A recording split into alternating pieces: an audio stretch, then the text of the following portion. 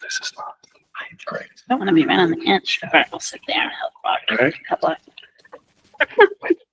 of There's not one of those owl eyes. You know, scratch your nose and it goes right, zooms right in stuffing your my face. face. And you're like, Hey, welcome everyone.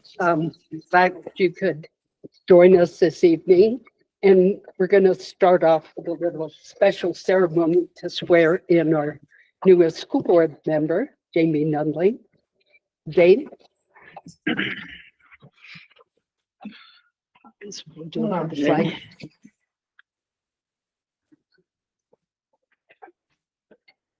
Her family, you can come film if you want. Team.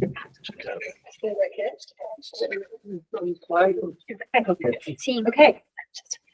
There yesterday. oh, Yeah. Okay, if you'll raise your right arm to the square and repeat after me.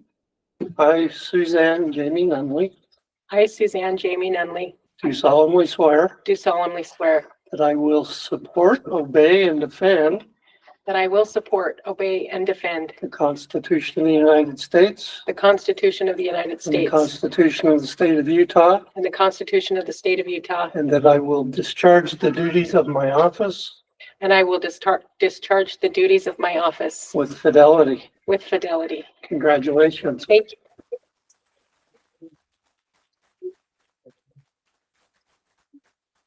Let you really quickly, invite the family right back there and take the photo. Okay.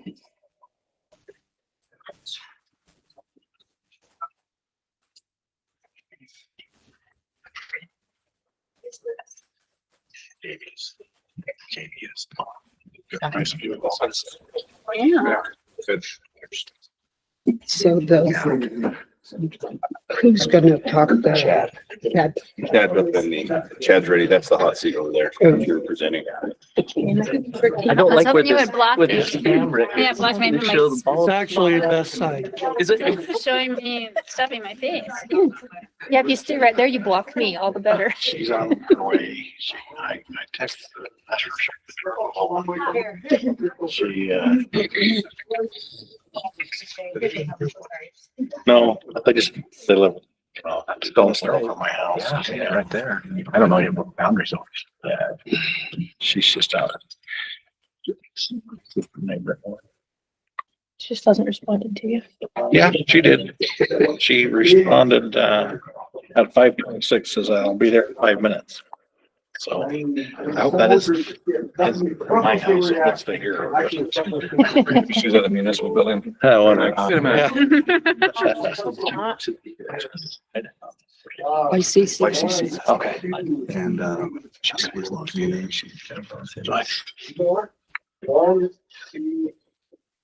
You were down the pictures. Actually, I wrote that.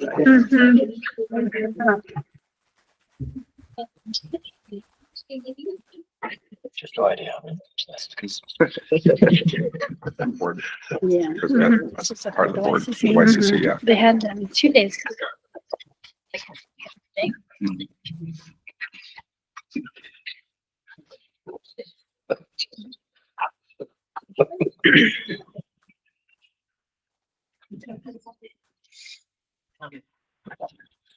So much going on. It was like for the county and Association of Counties, and then it's a big protest happening about the union busting.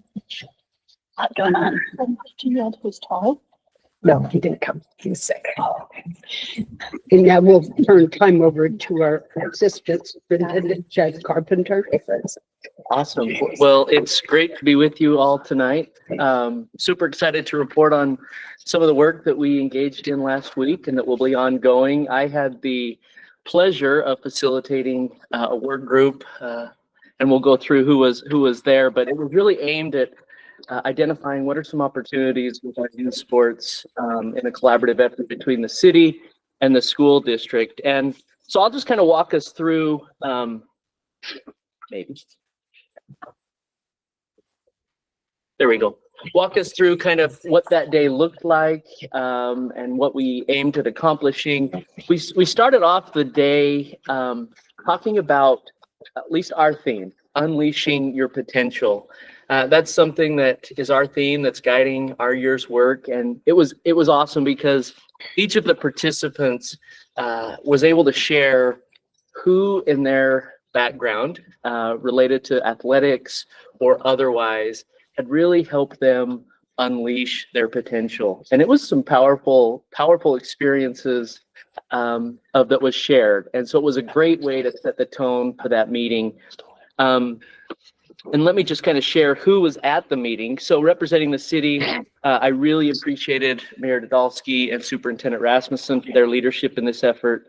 But you can see the individuals that were there during this workshop, various capacities, from leadership to athletic directors, directors of athletics, high school principal.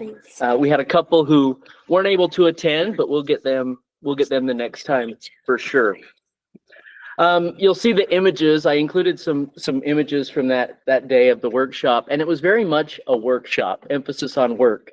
There was a lot of engagement, a lot of discussion, a lot of collaboration, but we had about 3 hours. It ended up being about 3 hours together, and this was what we aimed to do. So it was an interactive workshop, brought together city officials, school district leaders, community stakeholders to begin to develop a strategic framework aimed at increasing athletic participation among students and parents in the community.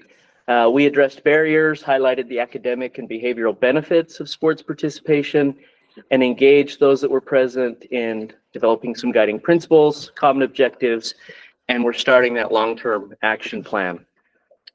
Our goals for that day to get us started were to start to develop some guiding principles for both of our organizations that share that reflective, our shared reflective values. We identified common objectives. This is both a short-term initiative and a long-term initiative. And then we're starting that strategic framework of what does that look like in terms of ongoing efforts and continuous improvement. So we talked about the benefits of athletics, and there's some amazing research out there as to why we're coming together as city and district to address participation in athletics. These are some of those, and you can see some of them are academic, some of them are behavioral. A lot of them extend beyond the 12th grade and impact both college career readiness. To highlight one, that one at the bottom, results from a study of Fortune 500 companies show that 95% of corporate executives, that's senior level executives, participated in sports during high school. It leads to better earnings. It helps, those benefits extend into the classroom, such as concentration, memory, creativity, mood. As we go further, in creating this sense of community, I'll highlight kind of those bottom two. Friday night high school football games also serve as venues where parents, students, faculty, staffs come together, interact, and subsequently form tighter social networks. To me, that was one of those that was just an awesome benefit of what this collaborative partnership can be. And then 76 to 91% of parents report that they are very likely to discuss what is going on at school at these events. So really building that sense of community, just some of the benefits that we see from athletic participation. We addressed what are some of the common barriers that we're seeing in our own communities.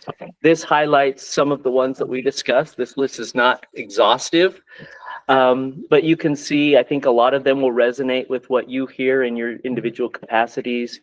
We know that transportation sometimes is a barrier, right? We know that busy schedules, a lot of our students are working. A lot of our students have competing initiatives. So how do we start to help support them and develop those skills where they can prioritize and identify benefits? We've got physical and mental health issues that we're continuing to address, cultural differences, lack of resources, lack of opportunities and access to some of the competitive leagues that are out there. So just a few of those that we as a group brainstormed that are barriers for our students here in Ogden City. We then focused our attention on developing guiding principles.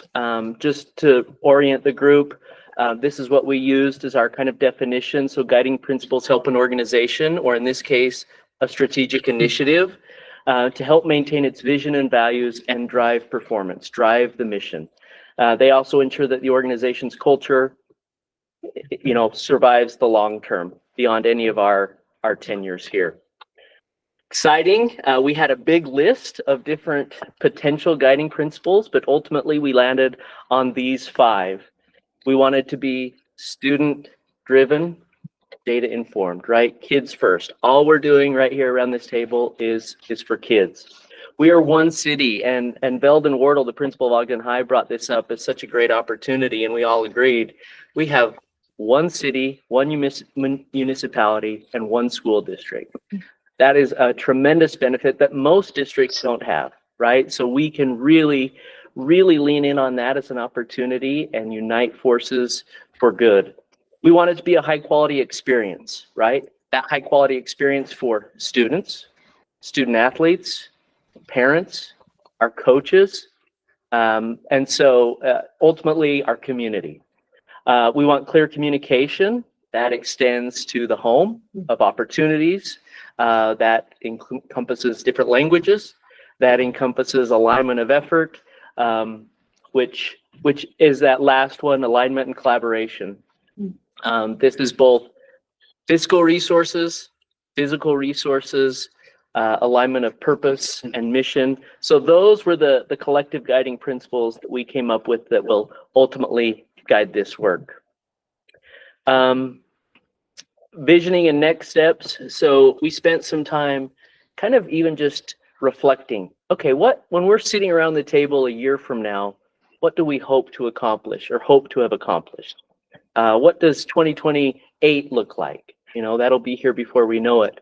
We discussed that our strategic plan Nexus 2030, that we've got some lofty goals for 2030. And I think athletic participation and this idea of this shared strategic initiative can be something really positive. And it was fun to talk about what that might look like. These were just some of the highlights that we talked about.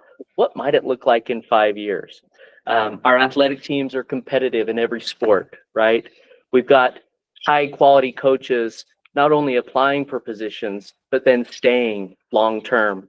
That alignment of effort that I touched about, purposeful usage of our athletic facilities, right? Everything from scheduling to, they're at capacity, aligning physical and fiscal resources, that we're seeing increased participation numbers in our athletics, including females. I think it was Cable Smith at Ben Lomond saying he would like to see more of our female students participating in athletics.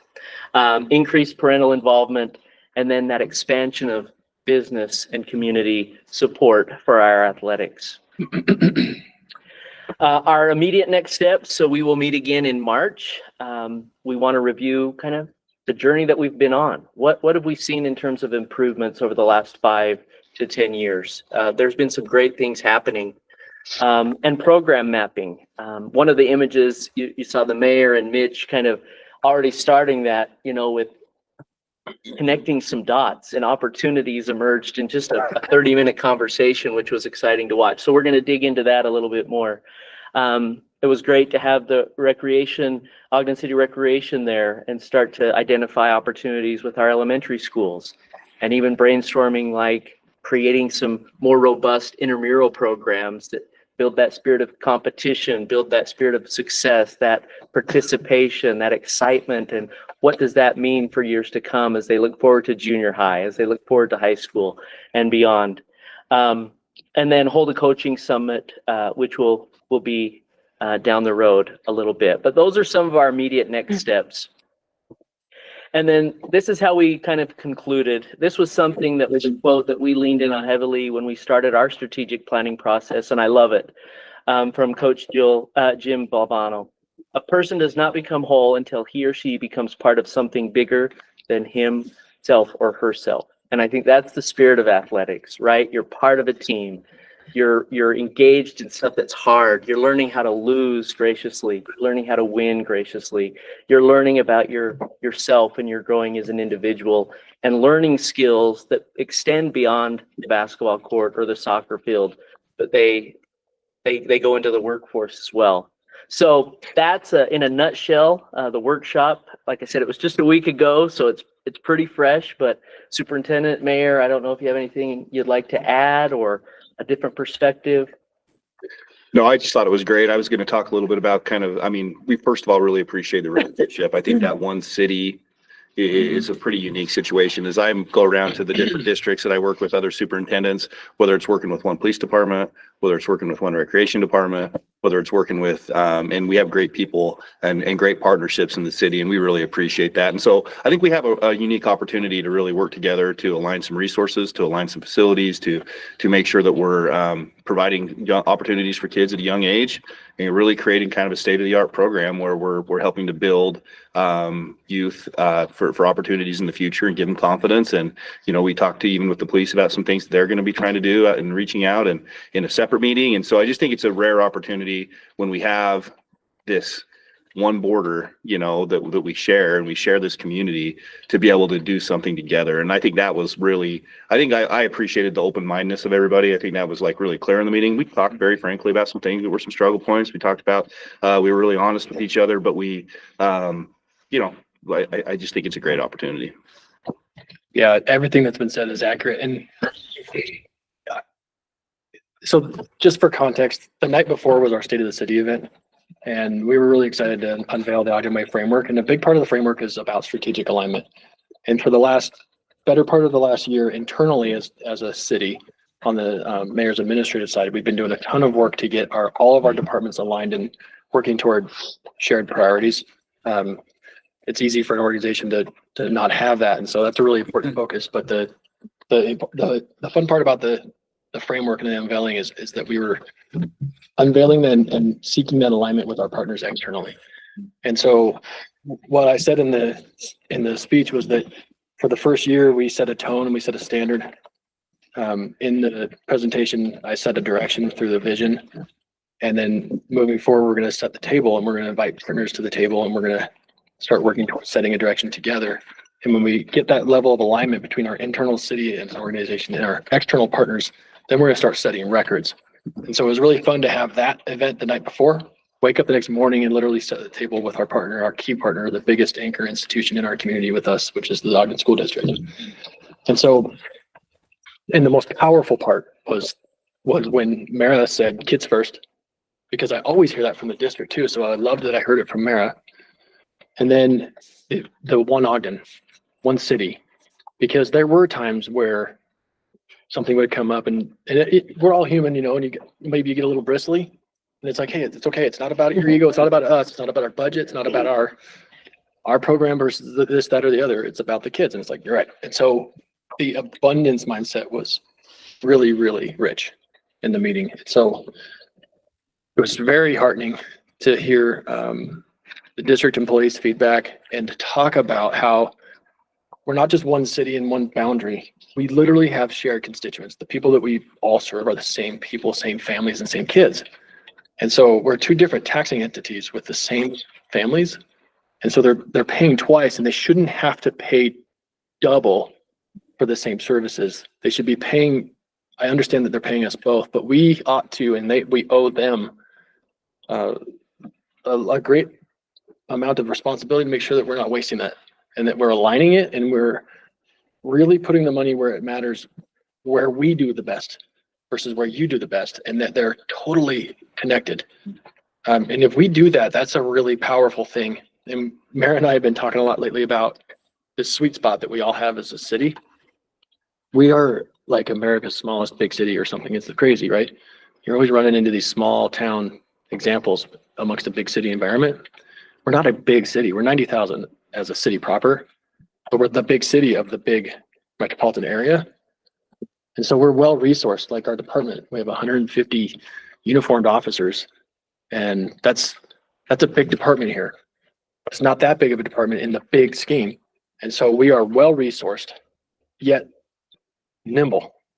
We can be We can be agile, we can make changes, we can be adaptive, we can be driven by data.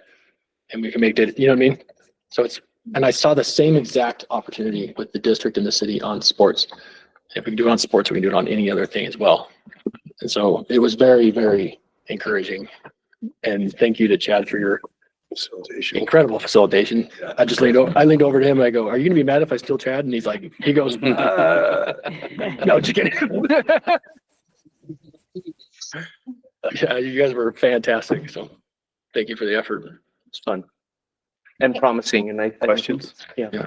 Or anything, Mara and Cindy were both there. Anything to add? No, that captures it. It was a great opportunity and felt really aligned. Can I just ask that we do introductions? Oh, I just, 100%. I mean, everyone knows me. And I'm all of you. No, I'm just kidding. But there are, I mean, we're among friends, but there are some newer people in the room. So Sure. I think it would be nice if we Yeah. know who we're sitting at the table with. Start with John. Sure. John Peterson. I thought we were going clockwise. We'll go back. DJ Jazzy Center. Zane Williston, Union Business Administrator for the school district. Jennifer Zendel. Amber Allred. Jamie Nunley. Stacy Burnell. Arlene Anderson. Joyce Wilson. Luke Rasmussen. Ben Nadolski. Mara Brown. Jake Subi, the chief of police. Cindy Wheelow, mayor's manager. Sean Myers. Richard Heyer. Ken Ritchie. Angela Chaburka. Bart Blair. Chad Carpenter. Do you want to do everybody else? Janine Eller Smith, the council executive director. Glenn Symes, also work in the council office. Steve Burton, council office. Brennan Garside, council office. Jason Gould, city recorder's office. There's Rod. Adam McMichael, school district. Level school district. Mayor Reader School District. School district. Hope there's not gonna be a test. Like a family wedding, all the cities on this side.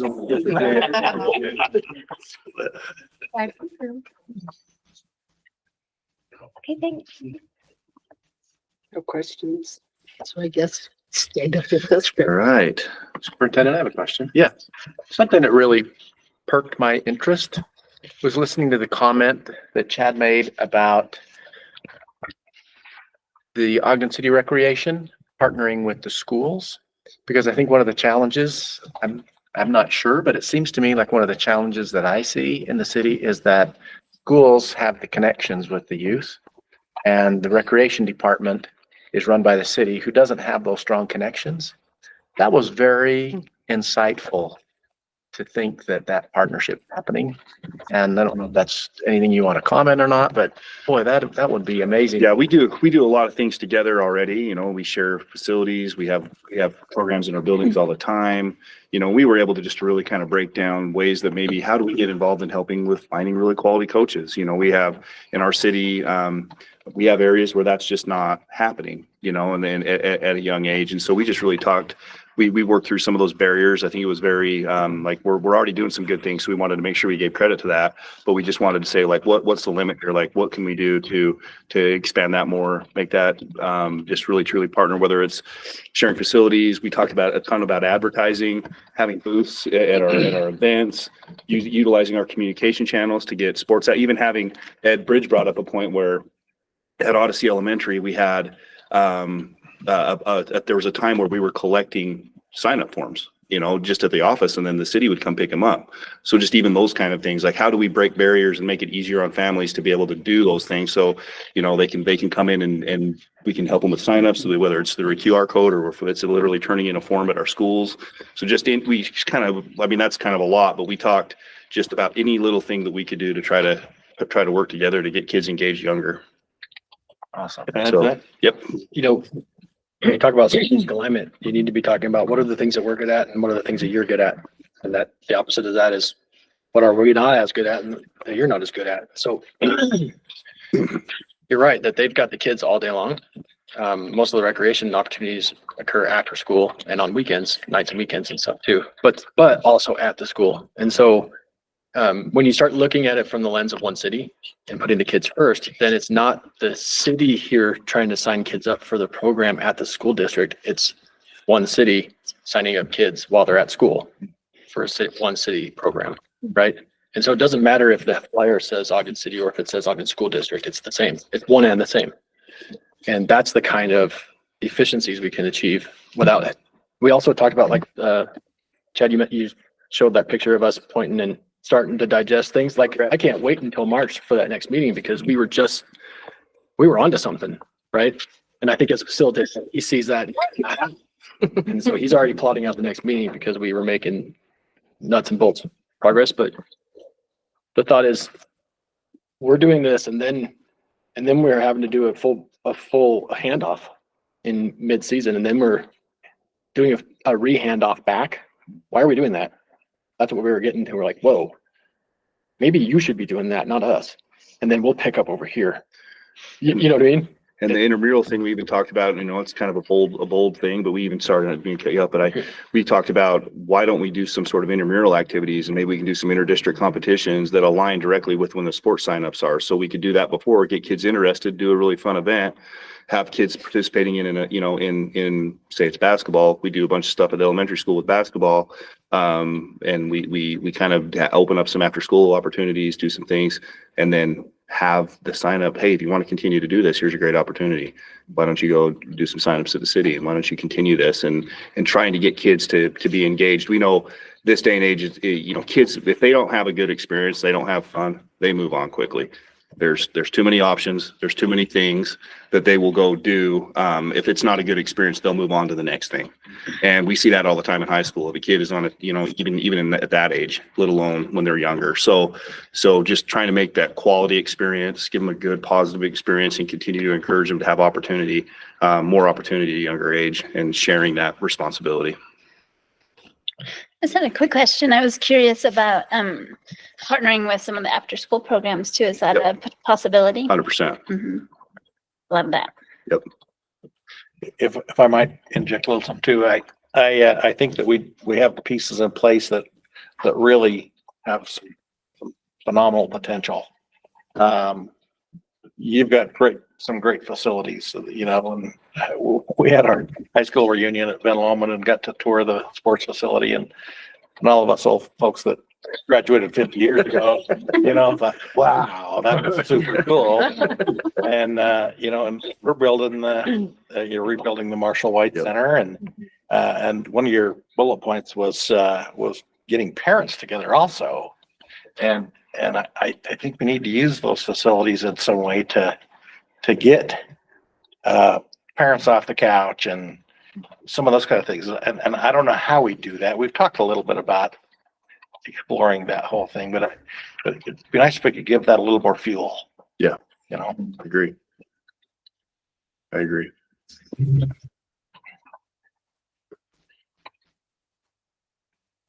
Good. That's it. Okay. Good.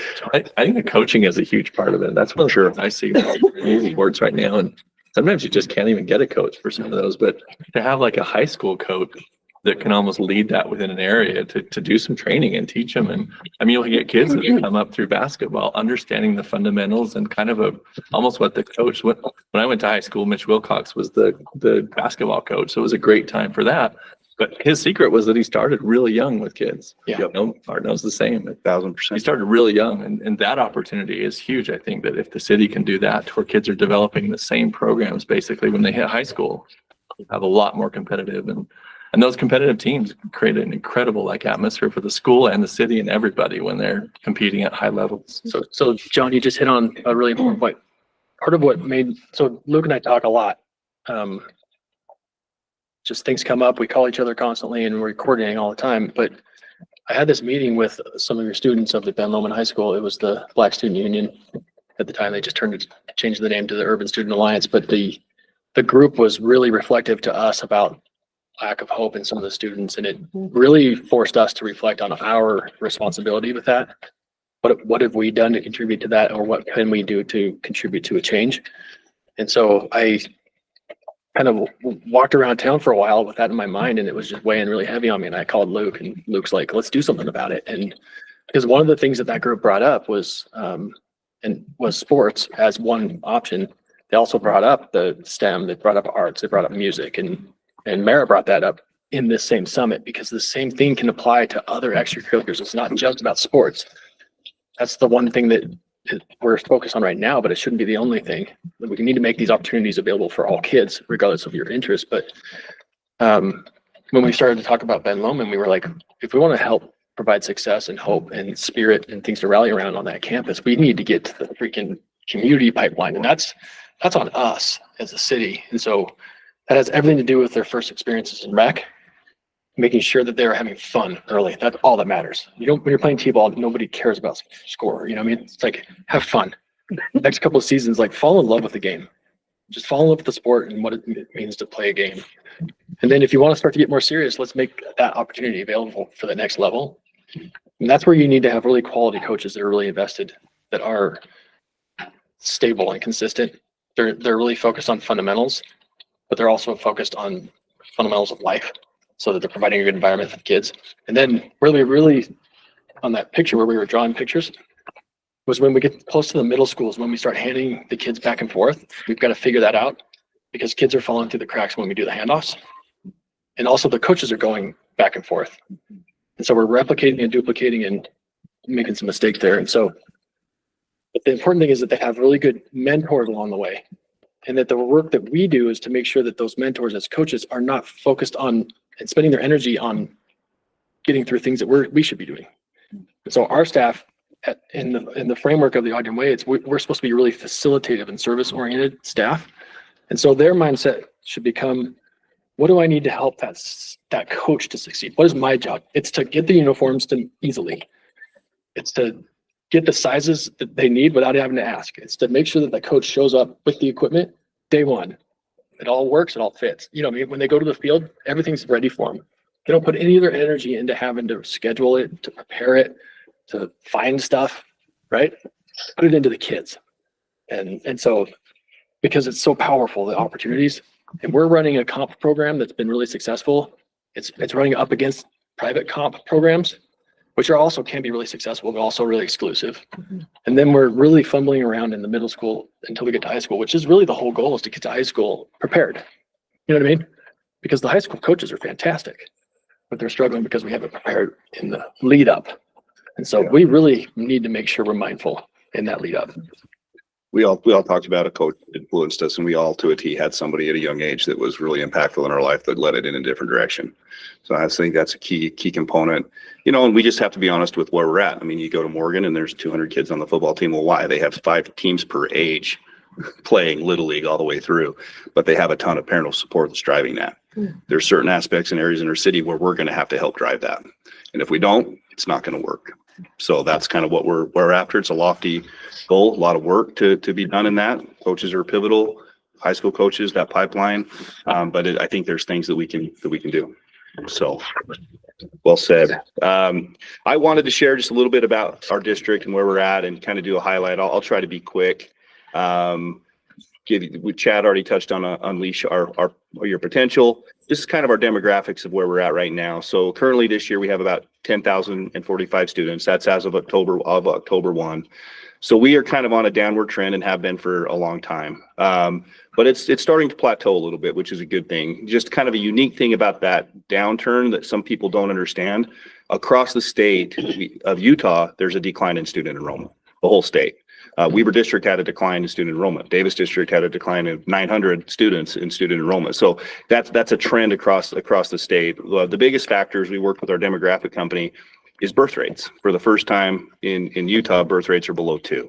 So that's a trend that we're seeing across the state. Ours does seem to be slowing a little bit, which is good, but we do still have a little bit of a downturn. We are almost 52% Hispanic. That continues to kind of creep up each year. And then 14.5% American Indian, Asian, Black, Pacific Islander. That roughly stayed the same. But overall, we're a 65% minority majority school district. We're also 67% economically disadvantaged. We have a 23 to almost 24% multi-language learning population. And then we have roughly, it's crept up to about 14% recently, percentage of students who have an IEP. That continues to kind of grow throughout the year as we identify students and more students I climb. know what IEP. IEP is an individual education plan, and that means that that student is in special education and has an individual plan to meet the needs wherever on the spectrum of special education they are at. And then we have a high mobility rate in Ogden. So that's kind of a factor sometimes that doesn't get talked about or isn't well known, but we have 21.2% mobility on average. And what that means is during 160 days of school, a student will move a school at least one time. So that can be within the district, that can be from out of the district, that can be, that can be just to another school. Sometimes that's within our own district, but we have kids that move a lot. And that presents a variety of challenges, just even for tracking data. I mean, kindergarten to third grade, yeah, you're trying to do a lot with early literacy, for instance. By the time a kindergarten cohort gets to third grade, you may have about 60% turnover in that class. So you're comparing this class or this group of students at a school that's in third grade now. Well, that might be 60% different than what it was when they were in kindergarten. And so that's very difficult as we navigate how to meet the needs of students. So we have to design our system a lot different than like our neighboring districts to be able to try to impact those needs, identify interventions, and get kids targeted support quickly because of that. So that's kind of interesting to kind of see where we're at. We really have transitioned our strategic plan. It's called Nexus 2030. I took that slide out, but we had a strategic plan called Nexus Elevated, was really singularly focused, kind of simply focused on literacy and graduation. Ogden was kind of in a triage spot, just to be honest. We had a very low graduation rate. We continue to really work on early literacy and literacy components, but we've made some headway in that regard. And so we've transitioned now to what we call a portrait of a graduate. It involves our 3 anchors, which is academic excellence, positive behavior, supports, and talent development. And when we make decisions, we run it through those anchors, and we make sure that we are aligned to where those priorities are within those anchors. And I have key people in my district who are the head of those anchors, and they're here today. So Adam leads up academic excellence. Nicole Lovell leads up positive behavior supports, and Jessica leads up that talent development anchor. And we work hard to make sure that we're trying to push the initiatives forward in those areas. So this is kind of just what portrait of a graduate is. You can look at it quickly, but we're really trying to focus on what we want, not just graduation now. We've gotten to a really great spot with where we're graduating kids. We want kids to leave with tangible credentials and skills that they can take with them into the workforce. And that's where a bulk of our effort is going, if that makes sense. Just quick highlights on academic excellence. We've done a really great job with graduation rates. We're at or above the state level now, which for our district and the demographic we have is really exciting. Well done. Yeah, that's where our schools are at. So that's been a big adjustment. You'll see this graph. This is the one I'm really proud of, is that number right there. That's George Washington. So just a few years ago, they were graduating like 30% of their kids.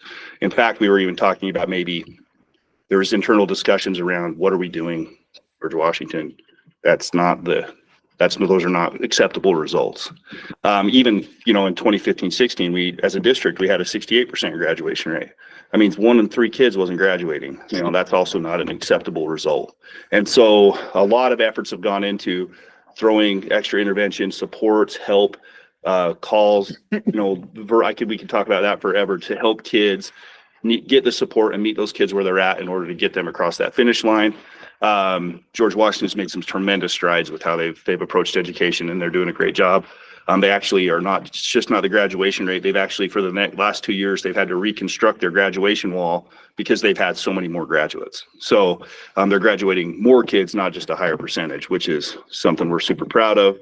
But that's where we really want kids to leave with something. So we try to capture and take advantage of the fact that we have a bilingual population. That's a tremendous marketable skill, and why not incentivize that for kids? So we have a lot of kids that will go get their syllabi literacy, which means that they have to be able to pass a rigorous test in Spanish and in English. Spanish, it could be any language. The vast majority of ours are Spanish, but they have to pass a rigorous rigorous test in Spanish, like an AP Spanish test, for example. And have to score a really, high score on their ACT in combination of the two. And then they get that on their diploma, put it on a resume. It basically essentially says they are very, have a lot of skills in both languages. Look, when do they do that? Do they do that? Senior year. Senior year. Well, okay, excuse me. They could pass the test, like they could take AP Spanish in 10th grade, and then that would count Okay. as that rigorous assessment. Then the ACT would be their junior year. If that was but So what if their first language was French? they could do the same thing. They have to take the English exam or? If their first language was French, then we could work out a test. Adam, do you want to chime in on how that may work with like French? It's competency in both languages, so there are a variety of assessment options. So one on the English, oh, sorry, dear. I apologize. Jazzy Jer. So they demonstrate proficiency in both languages. Typically for the English side, they can demonstrate through our state assessment system. So the English assessment, whether it's RISE or Utah Aspire Plus or ACT, that's the primary route on the English side. For the foreign language side, it's a host of other tests like the AP exams, like Luke said, but you have to have both of those assessment components completed by your senior year. And then the syllabi literacy is issued as a graduate. You can earn it throughout your high school career.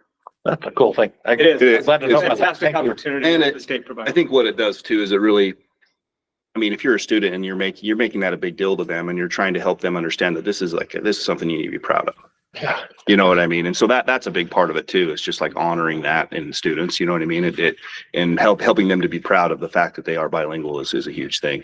Concurrent enrollment's a big. Can I make a comment on that? Yeah. So when we do business recruitment and business development, one of the things that companies from outside the area that want to come here, they look at our city and they look at our population. And one of the comments they make that they love about Utah, and Ogden included, is the bilingual skills. And so I know that I'm glad to hear that you're talking about how significant that is. That's seriously marketable in employment. Very shortly after graduating, if not immediately after. That is a total game changer and a set apart for us. I think our business development team could actually be sharing this nationally and internationally when we talk about Ogden. Is our kids, it's almost 50%, was it? That graduate from our high school or Hispanic. But they're mastering both languages. Like, 75. That was a total number that can pass those. So it was only 75 students total. Oh, okay. That have that syllabi literacy. I think that's something that we should be bragging about and continue to develop it. Sometimes it works out, like, you may have a native Spanish speaker that gets it, but you can also have a student that isn't a native Spanish speaker that really studied hard and was in like the DLI program and is, passed the AP Spanish test, but is proficient in English as well. So it kind of works both ways too. So you can have a student really be incentivized to get to that level of language proficiency and in their native language is English. So it's a good target. But Superintendent, I don't know if you're going to get to this and maybe I'm just jumping Nope, go ahead, for it. but I was hoping that you would also maybe brag a little bit about the KUER article recently about our Hispanic graduation rate. yeah, so that's one thing that has been a kind of a lagging indicator historically, is our Hispanic population wasn't graduating at the rate of our white students. And so through some efforts and some challenge, some things that we've been able to implement in our system, now that's not the case. So we've been able to bring that to where our Hispanic students and our white students are at the same graduation level and even slightly above this last year. We're the only district in the state. Historically, if you looked at our graduation rate, our demographic chart, historically our white students were graduating at a very high rate for a long time, and so it was some other areas that we needed to help support, then that got brought up. So, and we're 51% Hispanic and that's who we serve. And so that's been thanks for bringing that up. So that was one thing that's been a real big victory in our graduation rates.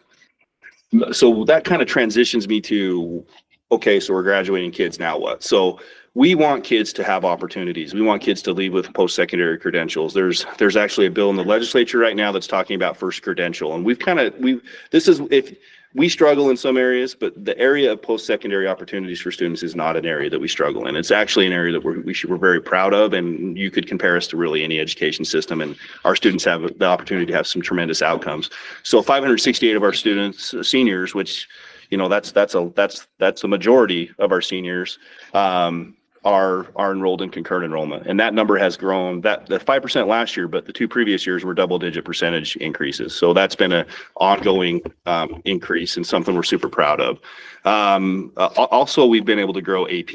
So that's AP is a very rigorous education choice for kids, and they have to pass a very rigorous exam at the end of the course to be able to get the credit that they have. And we've been really focused on getting more kids into AP and letting them experience that rigorous course of education and continuing that. And we've even been asked to present at AP national conferences. Heather, who's over the pathways in our district, because our pass rate didn't go down. We increased more students, but our pass rate stayed. We increased the number of students taking AP without regressing in a pass rate. And so that's another opportunity. And I wish we try to market this and sell this, and we're going to talk about that, because with private school choice and all these things happening, we have got to sell, like, you have these opportunities here. My own kids benefited from the opportunities. I mean, we have so many opportunities for kids as they go through our system. And that's something we're super proud of. So we also have a really robust CTE program. So CTE concentrators and completers. So concentrators, how many courses do they take, Heather, to be a concentrator? The concentrator course, which is like a capstone, and then one additional course. One additional course, and then completer. 3 total credits in that pathway, including. So we give kids a lot of opportunities to explore CTE, career and technical educations. So 77% of our students are engaged in what is considered college and career readiness or rigorous coursework. And that means that they've been able to earn a C in APCE or IB, or concentrated in a CTE pathway, which is above the state level. So something we're really proud of, not the fact that we're just graduating students, but we are giving them experiences that will help them with their future. And we have a well-represented population in there. So, 61% of our MLL students, so that's not just Hispanic, that's like literally learning English, are in rigorous coursework. Economic disadvantage and even students with disabilities. We want to make sure that we have all these student populations have the ability to engage in that coursework. And I will say, so like exciting opportunity, and we'd love to take any of you on a tour of OTEC High School, which is a partnership out at the Tech College. We have a school there. We currently have about 120 students now. It'll continue to grow. But those students have the ability to take their core coursework at OTEC High School. They're still attached to Ben Lomond and Ogden High School, so they can take electives, they can participate in sports, they can be in the music program, they can do whatever it is they want to do at their local, home high school. But they take that their core classes, and they complete a business pathway. So all of them will complete a business pathway and get exposure to business, how to start a business, how to run a business, how to operate finances at OTEC High School. And they're simultaneously enrolled at the Tech College. Every one of them is in a certificate program at the Tech College that leads to a high demand, high paying job. On top of that, they get 30 credits towards their associate's degree for their work they do at the Tech College through a partnership with Snow College, or Weber State's a little bit less right now. It's like 24 credits, but they actually are getting all 3 of those things simultaneously. And they're not doing college coursework. They're like university coursework. They're doing it at the Tech College. And those institutions are giving them credit for that towards their real transferable associate's degree. So you want to talk about value for a student, right? We have those 3 institutes. We have, the district, Tech College, universities working together to be able to provide that opportunity for students. And the kids can choose to go into a career. They can use that career to further their, help pay for their education. But it's a real tremendous opportunity, and something we're excited to continue to see expand with business partnerships and to see where that can go. So, any questions about that? I'm kind of transitioning into our early literacy work. I do have a question. Yeah. I've been hesitant to maybe ask it because it's probably talking about the devil to you guys, but these other programs that you're competing against, like New Ames and some of those kind of deals, How do you stack up in your view? I mean, you know, kids choose what they're gonna do for whatever reasons they have, but I'm kind of curious as to how you all feel about those kind of programs. Yeah, no, I think for me, and I'll let the board speak too, there's great charter options out there. There's some really good options for families, and I don't blame I think one thing that we do very well is that post-secondary opportunity for kids, and when I think we need to get that out there a little bit more. But there's certainly some great charter school opportunities and programs for kids to be able to select.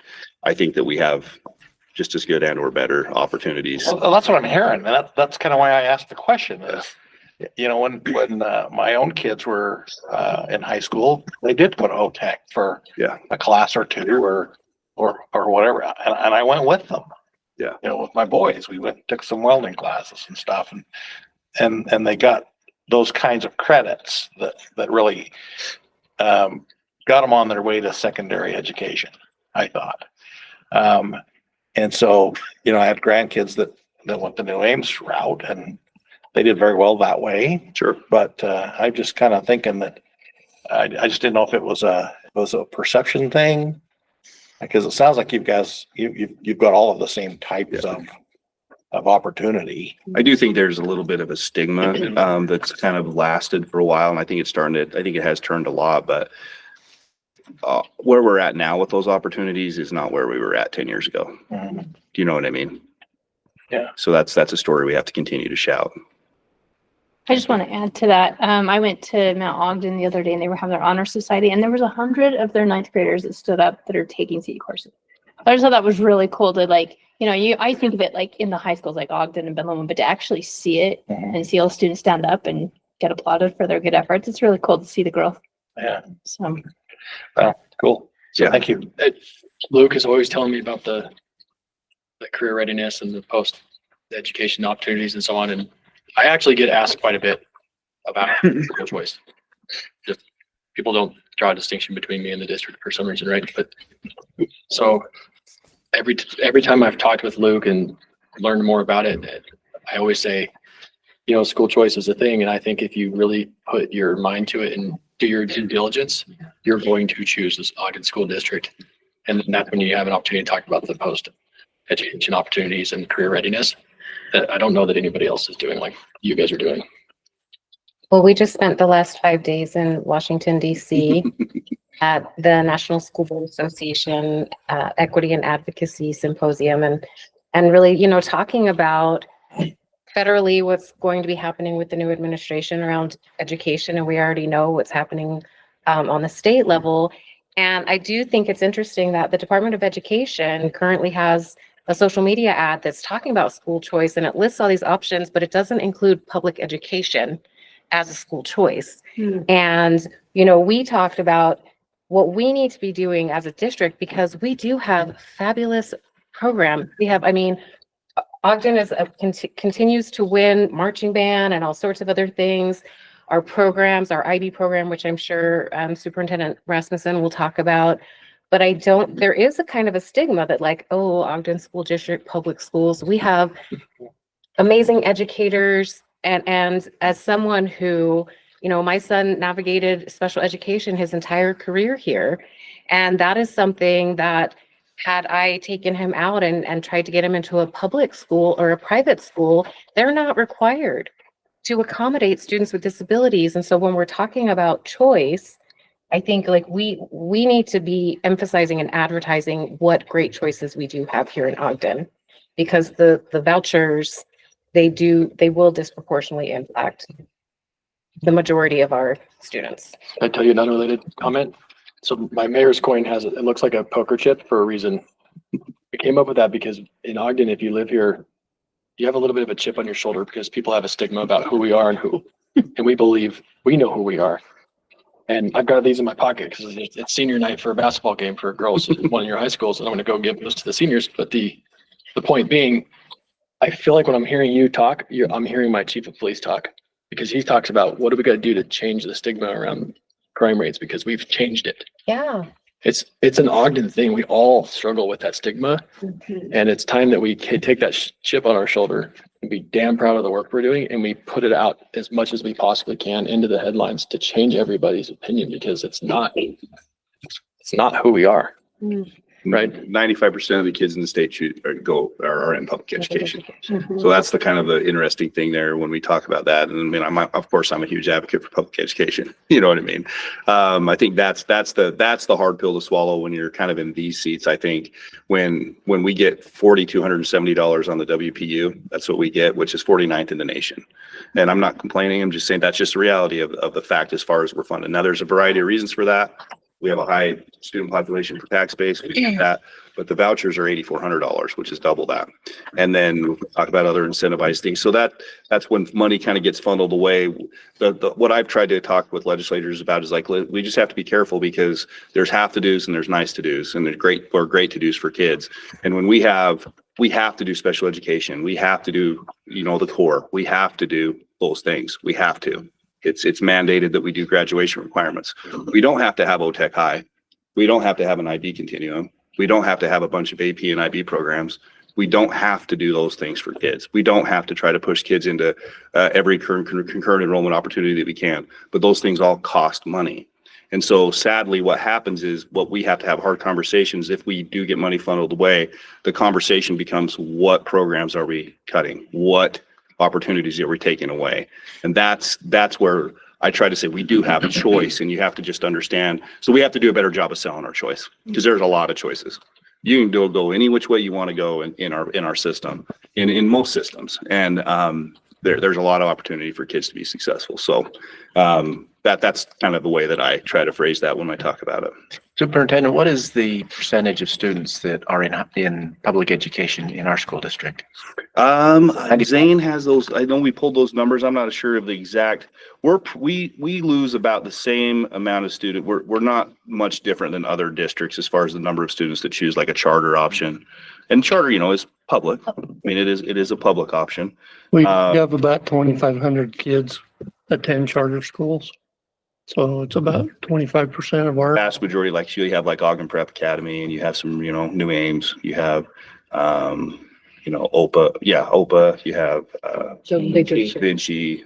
That also includes the kids we have going to Weber School District. Yeah. And other school districts in the state, but that's how many kids we have attending other schools than Ogden City schools. Most of them are in charters. That was another question I had, that, there's a lot of kids that choose to go to, North Ogden schools. And I can't figure out why they do that, but I've talked with Jennifer about this, from time to time, and, that's a perception thing. It's the same thing that you were talking about, Mayor. And we gotta kind of beat that back somehow. Because we have to tell our story. Right. Otherwise, people will know what they think our story is. I will say it has changed quite a bit, where that's not happening near as much, where we're losing students. It's usually that junior high age that becomes a little bit, the time when they make that choice. That's definitely slowed, and we get a lot of students now from other areas too. So that's been a kind of that's something that is different. So even from a teacher recruitment, Jessica could speak to this too. I mean, we just met with one of our principals today that was formerly in a neighboring school district, and she articulated, I tell everyone, you don't know what you're missing, in coming to Ogden, because as you said, our educators are great. We've seen increased numbers of retention, which superintendent will cover, but it's when you experience Ogden that you really, it's something special. We have a lot of boundary exceptions as well. So that's kind of, that's a new development in the last few years. But so one of the things that we do, like one of the struggles we have, and something we're proud of, and a ton of effort has gone into this, is our early literacy work. So for the highest since 2016-17, we had 50% of our students who are at or above benchmark at first grade. So a ton of strides there. Just for good measure, I'll talk about that in a second, actually. Oops. What did I do? Share. Click on the thing. Got to rejoin. Like Chad took over. I think I was accidentally over on the X, and I went to move and clicked on it. I do that all the time. Oops. Oh, there That's you even are. worse. That is. Yeah, you like that disaster? At least you're not a cat or a mouse. Yeah, you get the lineman filter on.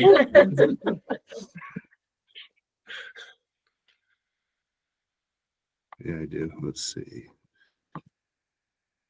I think we're all a lot more forgiving of technology challenges since the pandemic.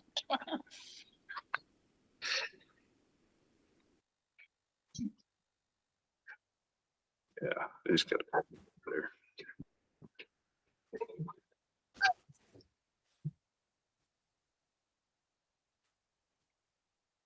Now, where's my presentation already? Go.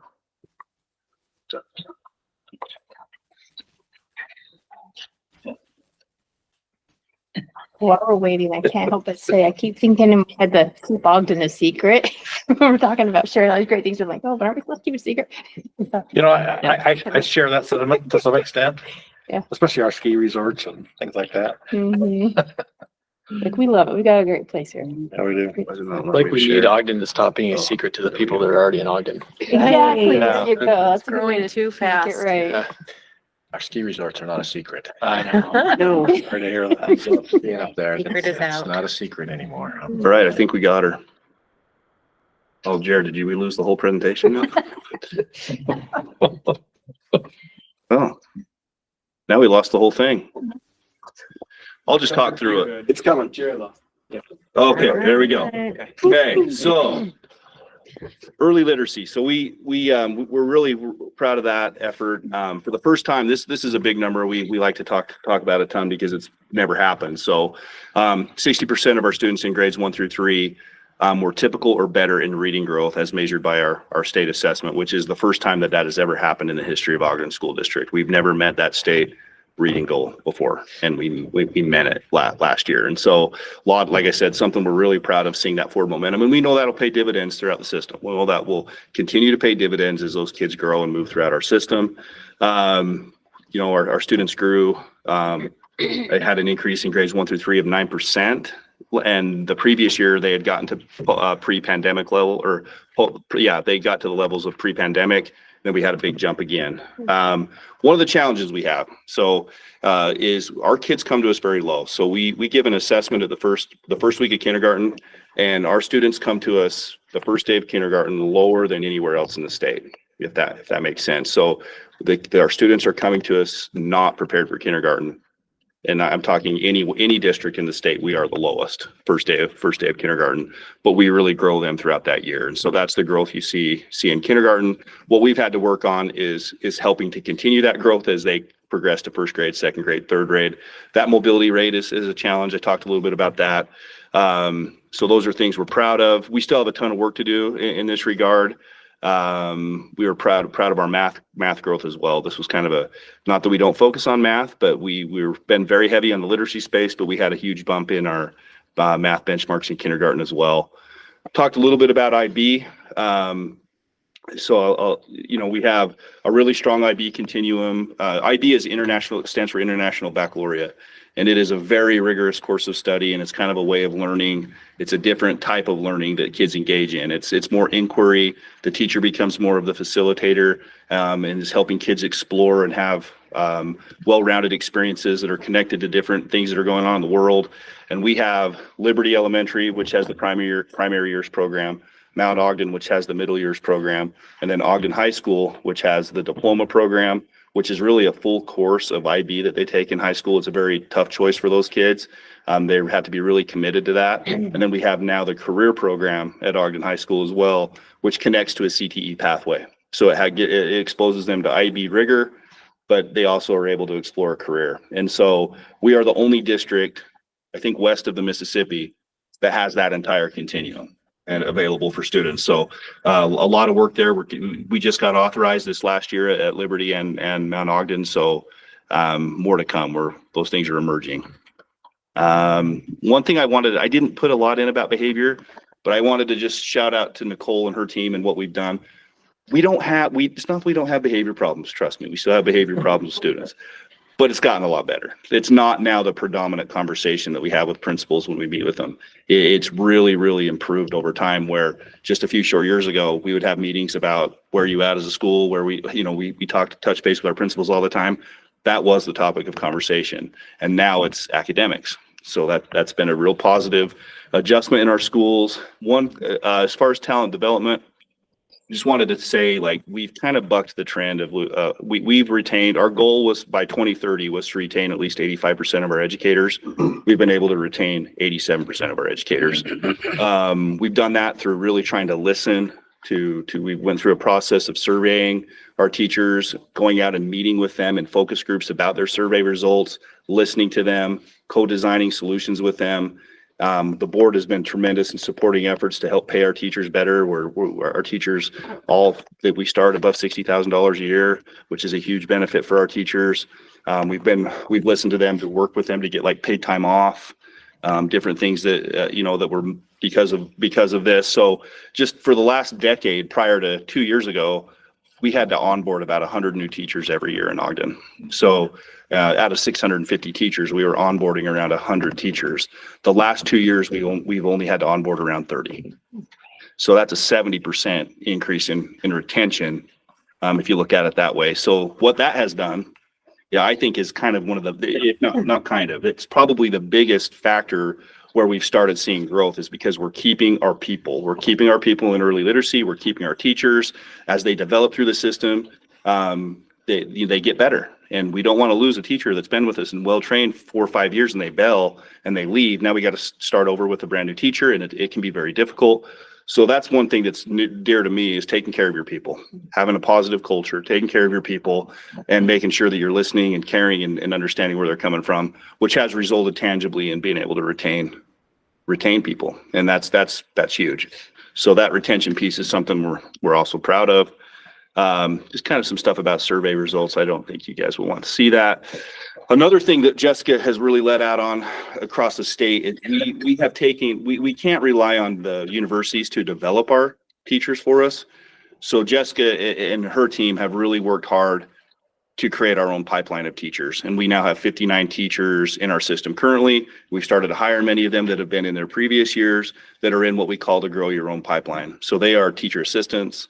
They are classified employees within our district that have been identified as potentially really great teachers, and we're developing them. They get a scholarship to go to school and get their license.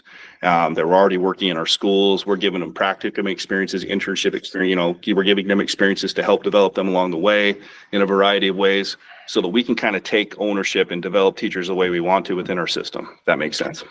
So something we're really, really proud of there as well. And that is it. Sorry, a little long-winded. Any questions?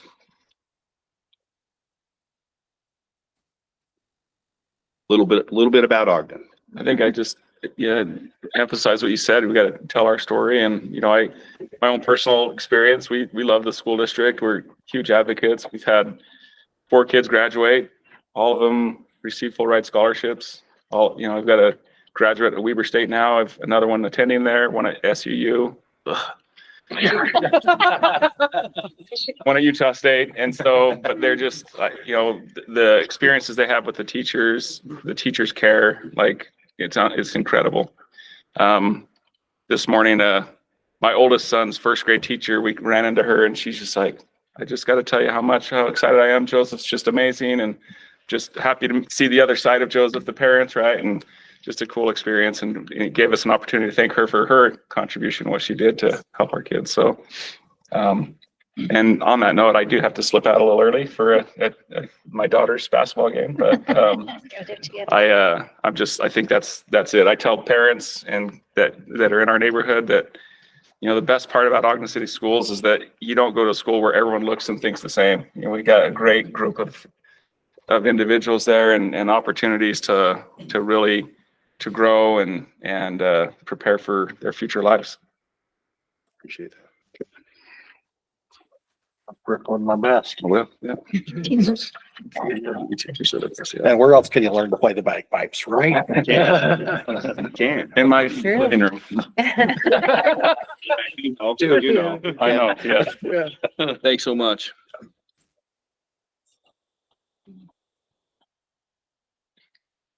I'll make a comment.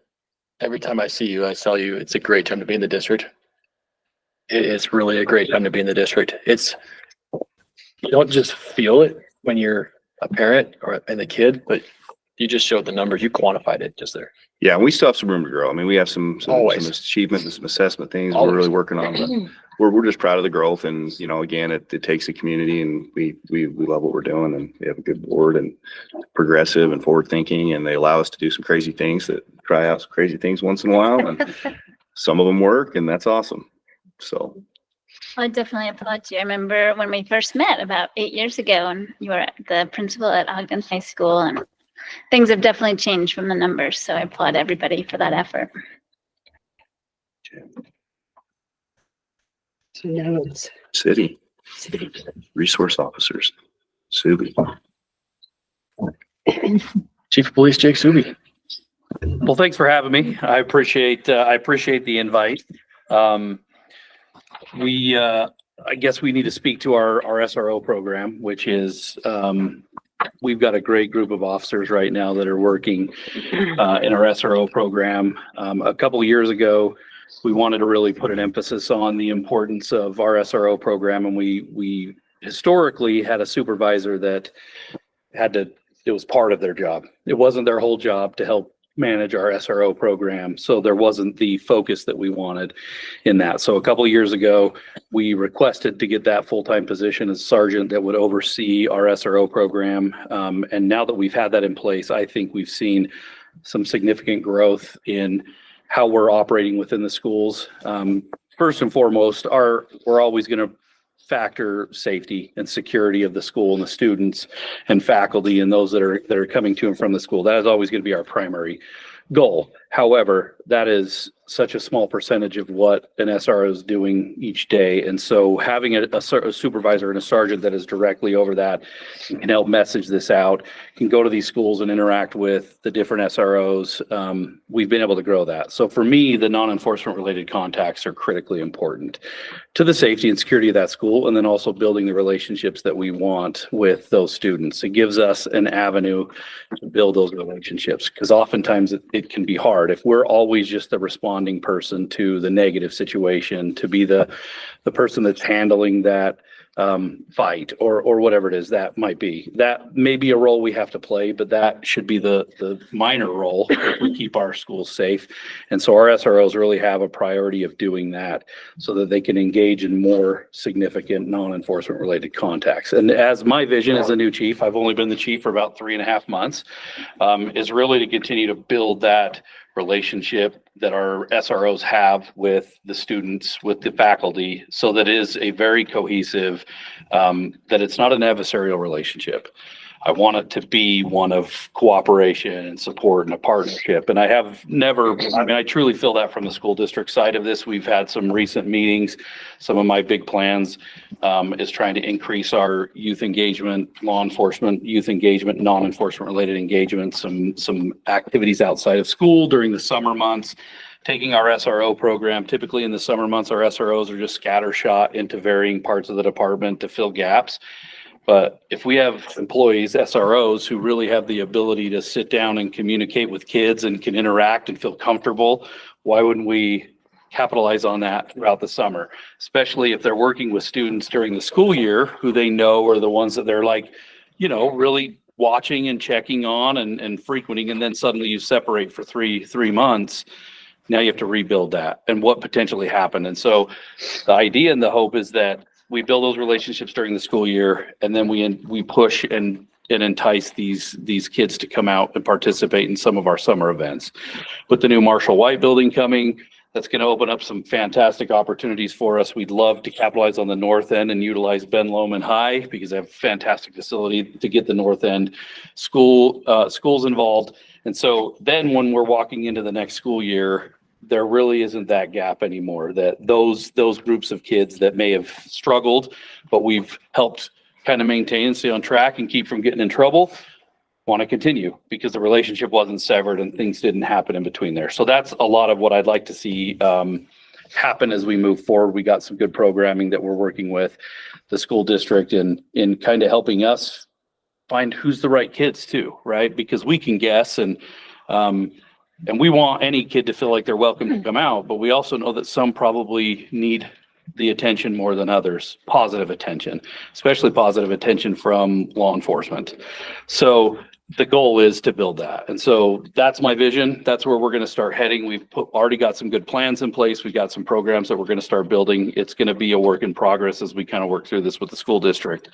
But that's overall my vision, is that our SROs are really, they have to be in there to protect the school. If the worst thing possible happens, we need them ready. We need them prepared. We're going to provide them all the training, resources, and tools they need to make sure if they respond in that scenario. And I think many of you saw during the hoax incident in Ogden High, we do put a lot of importance into the training that goes into the to the officers that are working within our school, as well as the peripheral who will be responding. So that will always remain a priority. I really want to get back, or I really want to get into what I would call like a recert week for our SRO officers, so that they would go through specific training protocol a few weeks before school starts, so that they get back into the mindset of what their responses are in emergency situations and varying roles. And so we're going to plan to build some curriculum around that to kind of really push it, versus just kind of scattered throughout the year. We get it, which we're still successful with, but I think we have the ability to really hone in that expertise. But then the next level of that is everything beyond that is as important to me and will be as important to the department, that we're creating those non-enforcement related contacts, that I want our officers to be seen as mentors and somebody that they can rely on in their life that can support them and help them. And so that's the goal for me with our SRO program. We have a phenomenal one. So the fantastic part for me is we're already starting from a great place, and that's a beautiful thing. But when we also have the opportunity to grow what it is, we oftentimes look at it and go, we have these mandatory rotations out of schools. We're really going to look at that when we are rotating. We always have that balance of, we've got to give people other officers opportunities to do things, but we also have to balance that with, if we have the right people doing the right things, why rip them out of that environment? So when we have those transfer times, we're really going to have to look at it, especially with schools. Not every bureau of the department will be that way, but schools is probably going to be one where we have to look and say, is it good to stick somebody in new, or do we continue going with this person who is a high performer, does great work, has a fantastic relationship and rapport with the kids in the school, and clearly just has the personality for this, and just let them continue? Because that, in my opinion, will be the better for the department versus just trying to make sure everybody gets a turn, right? So those are the things that I can commit to you that we are doing, that I want to do, that we're going to build on, that we already have. So I don't know if there's any specific questions anybody has, or I'm happy to answer. I have more of a comment. Okay. A couple of months ago, I have a granddaughter in East Ridge, and there was a grandfather that lost his temper at a crossing guard and threw one of the cones at her. The next morning, SRO was there for several days to make sure there was no repeat. And then I did find out from another parent that was the third time he had verbally abused the crossing guard, who was just doing their job. Yeah, and an important. Thanks for that. Yeah, and an extremely important job. Yeah. As we've seen in Layton, they had recently lost a crossing guard. Like that is our worst nightmare. We want to prevent that at all costs. So, and then even we'll be there. Our SROs aren't going to let that happen. That's for sure. So Is that probably Officer Mackley from Ben Lomond or Officer Evans? Evans. It would have been Evans. I was to say likely Bob. In either case, exceedingly good men. Yes. Yeah. Not just good officers. A good man or good woman makes a good officer. Including Cindy's daughter is a school resource officer at the middle school. Love it. That my kids She's go to awesome. school. She is awesome. She's amazing. When I interviewed, She's great. Logan. you didn't know that was her daughter, right? No. That's why I'm bragging for Cindy. But when I interviewed for chief, it was a national search. We had a whole interview committee that screened and then recommended a subset to me, and I went through the interviews. But one of the questions we asked was why Ogden, and Jake's story was all about Ogden because of how he grew up. His roots were here. He is an Ogden kid, Ogden streets, Ogden school, Ogden City Police Department, period. If not Ogden, nowhere else. It's Ogden. But also the other question I asked was, what do you want your legacy to be when you're the chief? And his answer was, I want my legacy to be about the past and about the future. And he talked a lot about the shoulders that we all stand on and the 100 and something years prior of department excellence and where we've come from and where we are today, as well as looking into the future. And he said, I want to focus on the youth. I want my legacy to be about the youth as well. And so I'd ask you to tell him your proposal for programming that we do through rec at the Marshall White. He really wants to bring, Marshall White Center has got an enormous legacy around officer, detective, Marshall and White. Doc White was an officer and detective in our department, lost his life in our department in service to our city and to our kids. One kid in particular in that case.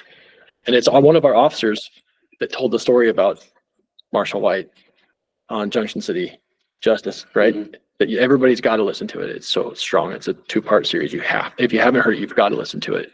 You'll learn a ton about Marshall White, but it reflects the significance of the opportunity that we have to honor not just Officer White, but other officers that have lost their life in the line of duty in this city, and to connect with kids and to connect to the officers that we have. So if you could share the experience you had in the program and what you'd like to do. Yeah. So, I mean, I was shocked when a lot of the planning was going on with Marshall White. I was actually shocked when I talked to a lot of community members that had no idea who Marshall White was. They had no idea he was tied to the police department, that he was an officer that was killed in 1963. They didn't know anything about that. And I took that personal. I'll be honest. I took it personal. Like, we failed. If your name can be on a building and most people have no idea why or what the purpose behind that is, then I took it personal from the police department stance, because it's my responsibility to make sure that those who gave their lives before us are remembered for that, for what they gave to this community, for the sacrifice they gave. And unfortunately, we as a police department allowed that name being on the building to be sufficient.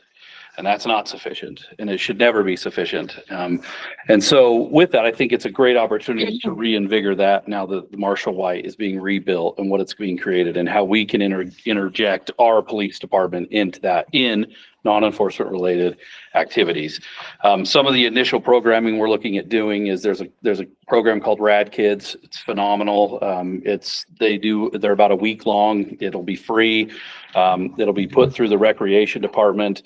But then officers are going to provide the education in it. And it's super fun. It's very physical, but then it teaches you how to protect yourself from bullies. It teaches you how to be safe on the internet. It teaches you how just a myriad of like resiliency efforts towards kids, so they can stand up for themselves, so they know they can say no, that they know how to respond. I had my son go through the program to see. He's 10 years old. He loved it. He's going next year. He's like, I'm doing it again. I'm gonna go back and do it. Gives them an opportunity to fight an officer in a red man suit and learn how to do all, and learn what they can do to try to protect themselves and how to stand up for themselves. So that will be a program that our SROs are going to be overseeing as the teachers, so that we can put them in those environments where they can be mentors to those kids. And so the more we can partner with the school district too, to pull in kids that we think might have a bigger benefit from that, is going to be important to us as well. There's other planning that we're looking at with recreation of how do we interject law enforcement into activities that are taking place at the Marshall White Center, or that may be taking place at Ben Lomond or some of the other schools. So the goal is to try to figure out what those ones are, how an officer can interject without it being natural. I want it to feel natural, so that there is a natural relationship with the officer being there and engaging with the kids. And so, but again, Marshall White Center to me is like this chance to reinvigorate what we potentially didn't have. And some of you may have been around a while. We used to have what was called the Let's Play program. Our community policing often did a lot of sport activities with youth, and that funding oftentimes messes things up, unfortunately. That's the hard part. But what we have to do as an agency, and what I'm going to do, is prioritize what's important. And so if that's important, then that's the thing we've got to find the funding for, and we need to eliminate the thing that's not. And so oftentimes we want to try to do everything and we can't. So it's important for me, and this is important to me, that I fund the thing that is important and not the thing because we've always done it. So that will happen in this scenario, that we're moving forward with this program. We're going to build it up. This will be, I can't give you an exact roadmap today because I think there's a lot of nuance to this and what it could end up being. But I'm super excited about the facilities that we have that can really create what I'm hoping is in my head comes out. I have a lot of great, we've already met with the SROs and had some discussions with them about this, and several have already jumped up and said, well, I want to instruct rad kids. I want to be one of the instructors. I want to go do that. And so we're already lining that up. We've got excitement there. So there's I think there's going to be a lot of good things coming. I think this summer, we're hoping to have our first sessions of rad kids, and then build from there on other programming as we can. And the police department will always continue doing the community events that we do outside of that. We do a lot of, Night Out Against Crime. We did the Dinosaur Park event. We've done Neptune skating. There's a lot of those things that we're still going to continue to do to put us with the right people who we should be around. And again, I think we're getting a lot of random because of how we're advertising. So I want to be more thoughtful.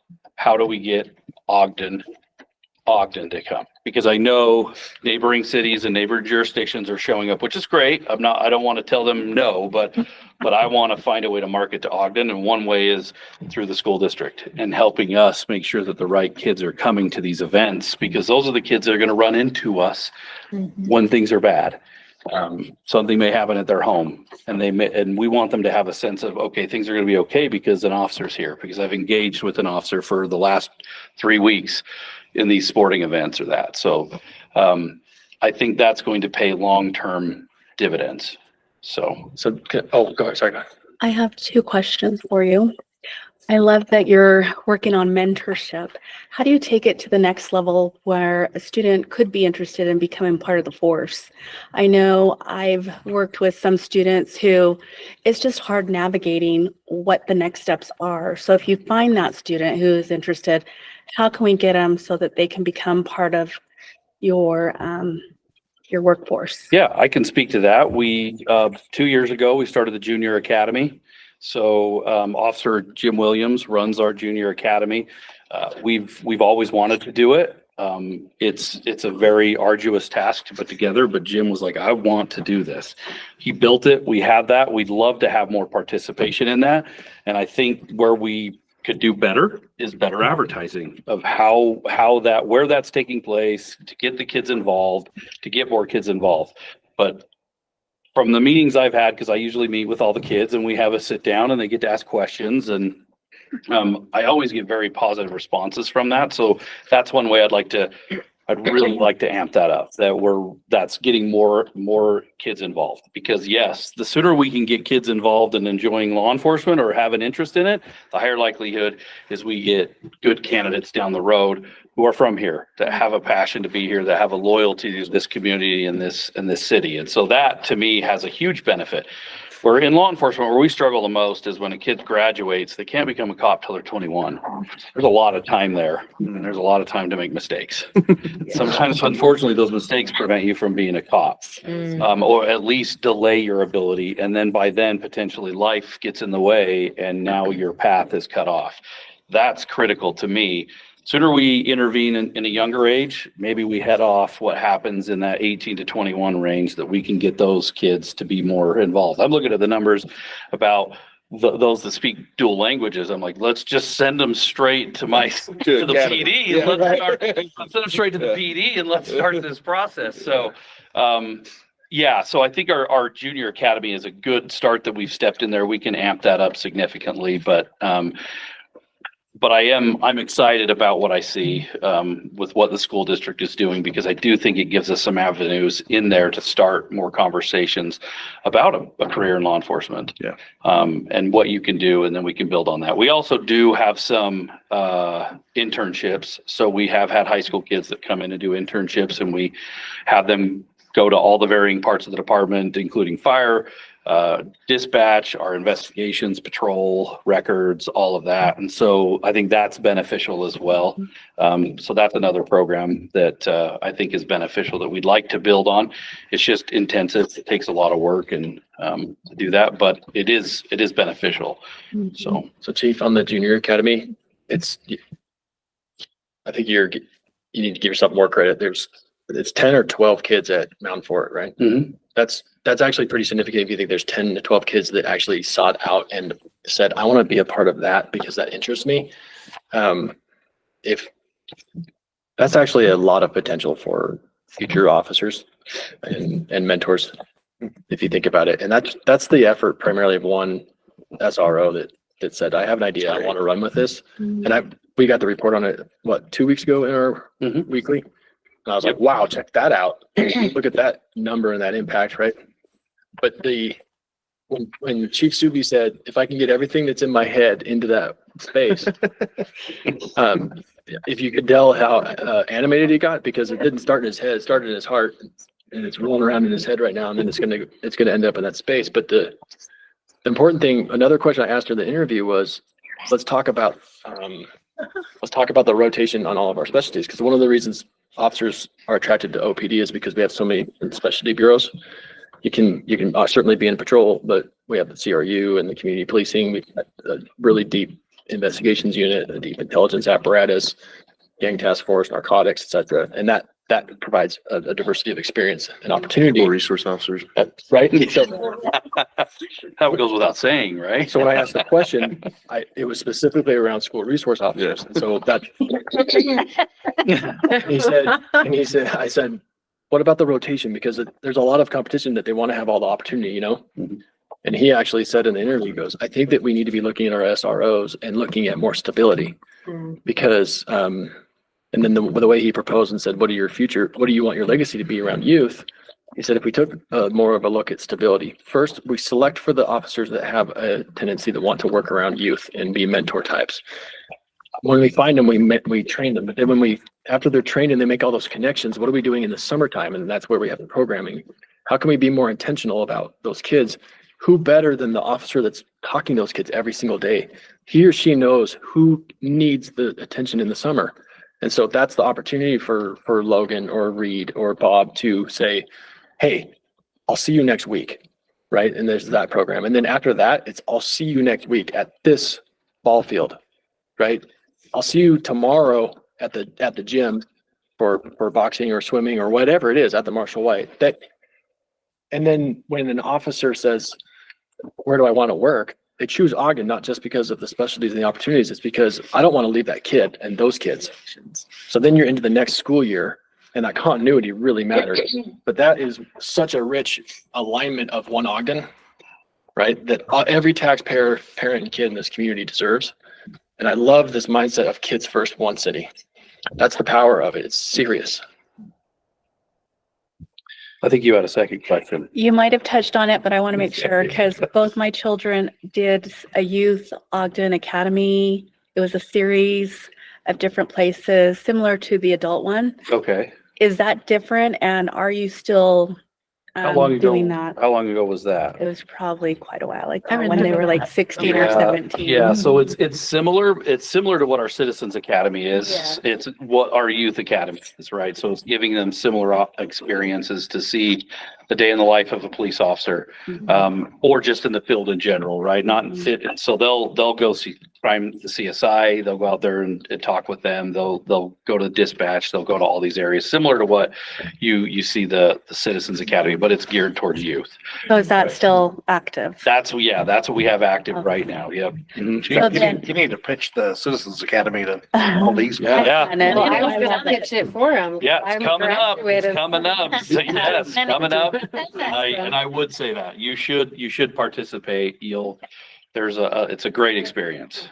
Yeah. It's coming right up. Yep. Couple questions. Yeah. One of them is, are the coaches part of this, are the SROs part of this coaching and this collaboration discussion? Because I'm not sure there's a better way to get that relationship than through coaching.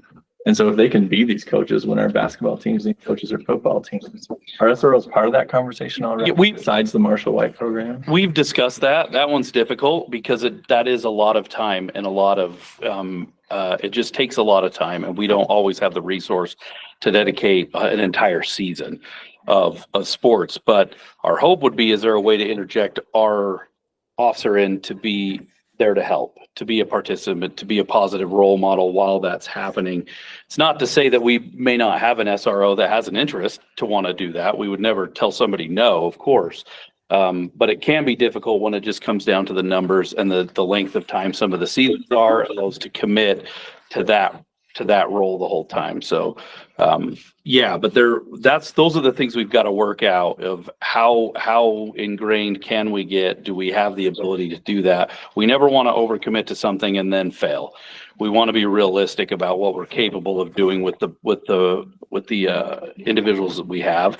And so I think some too, what we speak to is that we talked about how important it is to have good coaches. And I'm not trying to knock on any of my SROs, but some of them may not know how to play basketball. And so that may not be the best person to teach you how to play basketball, but they may be a good person to have there shooting alongside you and seeing that, oh, they aren't that good. And that creates a connection between the youth, right? So I see those as potential bigger opportunities. But again, we've had officers in the past that did coach at like Ben Lomond and take those extra steps because they really love it and enjoy it. So we'll always afford them that opportunity. But on that side of full commitment, that would be hard, but how we interact into that is what I want to explore. How do we interject some officers into those environments without it being feeling artificial? Right? Because kids won't connect to that if they feel like this officer's just kind of forced here and they don't seem like they want it, right? I want them to feel that there's a purpose of why this officer's participating. And then in how the SROs work within the schools, what's the communication? Like if a teacher just feels like something's a little bit off with a student, is there a good communication network that they can quickly contact their SRO, or that they have that relationship pretty strongly? They can say, hey, watch for this kid seems to be a little off, or is this someone you could connect with? Yeah, and I'm sure that the school district would speak to that too. I believe that exists. I believe we have great communication with the teachers and the staff at these schools so that if things are happening. I know in this past year, we really got together and focused on, what is the role of an SRO in the school? We're not the you're wearing the wrong type of shirt enforcer, right? That's not the goal of an SRO, isn't to tell you that you're wearing a shirt that violates policy, right? Ours is, if you're here and you're committing a crime, then we want to interject and engage in that. But yes, if a teacher, I feel like we have great relationships, that if there's something is off, whatever that might be, that there is that ability to have that communication, that an officer will feel comfortable in engaging in that if they had to. And we've set a really good line of what their role is in it. We really don't want to, most of the stuff that they're dealing with is not to the level that requires enforcement. It sometimes just requires a conversation. So, but I do think that our schools really have a good relationships, especially since we put a sergeant in there who's on it full time, who's engaged with everything these SROs are doing. And then we have the right SROs in there, right? And so I think that's built over the last several years. So I believe it's there. I don't want to take that away from anybody from the school district that may feel differently, but that's my perception. We have such a good partnership with the police. I mean, it's so strong, and we have great, like you said. I've been in a different system. I've had it kind of different before, and we have really strong communication. We meet regularly with them. Weekly with Sergeant Flint, constant communication about anything that's going on. SROs are integrated. I think the thing that I appreciate about our SROs in Ogden is they really do integrate into the school. Like you said, 90% of the time you're not dealing with something that's really serious, but they kind of become, just part of that school. They do build relationships with students. They do communicate regularly with the administration. They're part of those schools lucky enough to have an SRO. That SRO becomes kind of a arm of their administrative team in a way that they don't necessarily do the things that the administrators are doing, but they're part of conversations. They're in the loop on things. They're an integral part of, and teachers trust them.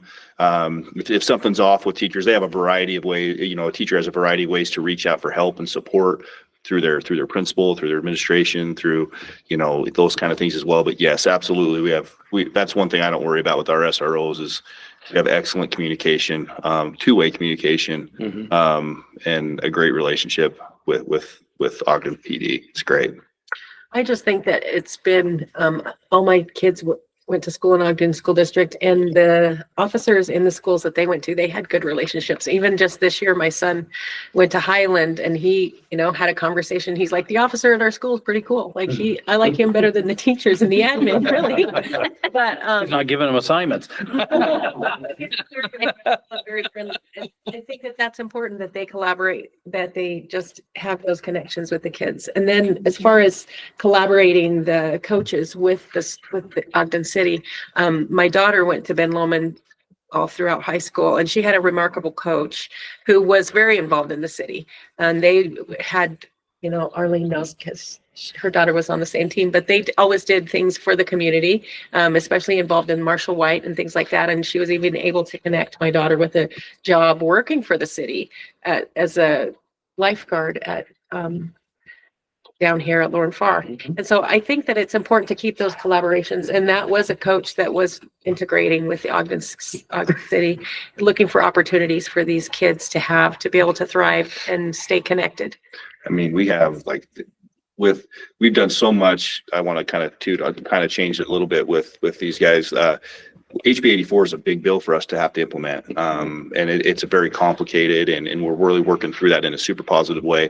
So informative and to the table on those discussions and what we're trying to do. So helpful in helping us navigate that legislation. We think outside the box as well. We have a weapons detection dog. Yep. The other day, I think somebody was telling me, Jessica or somebody was telling me a story about another district. Was like, how did you guys do that? How did you get a weapons detection dog? So just that collaboration and work back and forth to be able to do some innovative things, and that's had some really quality benefits. We got to get Piper to the board meeting to have you guys meet her in person. But kids know them. It makes them feel comfortable, and it's been a real positive thing. And forward thinking of the police department to be able to even allow us to do that and partner with us in that work to get a dog and train an officer and have that at Ben Lomond. And she's been around the district as well. And so just, good relationship. I can't say it enough. So I just agree more. One other thing, we have an awesome youth court where our students are peer judges, and Nicole can attest to this. We have an officer that is there every time and just interacts positively with the families, interacts positively with the judges. It's just another layer of the willingness of the police department to meet us and do some things that we're trying to do. And I never feel like, I can't call Sergeant Flint and ask, boom, we're right there. Whether it's an emergency or, hey, we might have an issue in the morning, boom, he's got officers where we need them, and just a really positive. Yeah. I just wanted to add, as the parent to a son with autism, that is a big fear of mine. He is a big kid who, if perceived a certain way, he could be seen as a threat. And we've had conversations about his safety if he were to interact with law enforcement, because it could end very badly for him. He could. So we actually did a webinar a couple of years ago and had that conversation about what as law enforcement they do and how they recognize people with disabilities. And it was you and Dr. Woodbury and I actually facilitated that. So I'm grateful for that relationship, because it does give me that peace of mind. I know for my family and for other families like ours in the community. So I thank you for that. You've always been really willing to work with, I think that it has been a time where it could have been contentious and Sure. It could have been, a place where we couldn't come together. And so I appreciate that we've had that relationship. I do want to just share this one thing that has stuck with me for a while, and it is no fault of your own. But we attended I think it's now called the crime conference. It was like the gang conference previously, but we attended it a few years ago, and I also attended the most recent one. But the keynote speaker a few years ago he said a few things that were highly problematic, but the one that stuck out for me, especially in regard to our students, was that he said there are only two reasons why someone would wear baggy clothing. And it's either to conceal a weapon or to shoplift. And I remembered sitting there thinking of all of our students who wear baggy clothing, all of our youth who wear baggy clothing. and they probably aren't hiding a weapon or shoplifting. And so I left that feeling really scared about what that could lead to with interactions. So I just share that to say, I appreciate what you do, and I'm sure that you are not teaching your SROs like, if they have baggy clothes. No. So, yeah, but Well, I appreciate that, and I want to say it back to you. You were instrumental in us helping build our autism registry that our department has still to this day. Like, that was a phenomenal partnership. So I appreciate you and just being willing to have that conversation and hear our perspective. But it was important for us to hear yours. So I appreciate that. It's still a program that we carry forward now and will continue to. And that's a good reminder, because we probably need to put that back out as another reminder to the Yes, community I that know. we have that available to them. So yeah, fantastic partnership. So, and on the conference, no, sadly, we can't control whatever, we believe what we're getting is what we're getting, and that doesn't always come to fruition, unfortunately. But we've had a few of those situations happen where somebody shows up and they've actually given a presentation that was not in the contract or whatever. And then after you meet with them and they're like, oh, I just decided to go with this one today. And you're like, there was a contract. We've got a contract. We've got a contract. So, we always try to be thoughtful in those, that we are bringing the right people with the right message that actually meets what we expect from our own department. That is our goal, is to speak to what we want. And so, we'll continue to be better at that for sure. We're always going to try to vet, and I think we've done a lot better in like actually pinning individuals down to what is your curriculum, what are you talking about, or somebody has already seen them and actually been to a conference and got to participate and see what their presentation is. But on that same note, we're looking at kind of changing it a little bit. Our crime conference has had some success over the years, but then we've struggled for quite a few years to get attendance, and it's been difficult to get that attendance. And so we're exploring options to utilize potentially those funds to just do some other things that are going to be more effective towards youth engagement. Because there's things that are important, and then there's things that we've always done.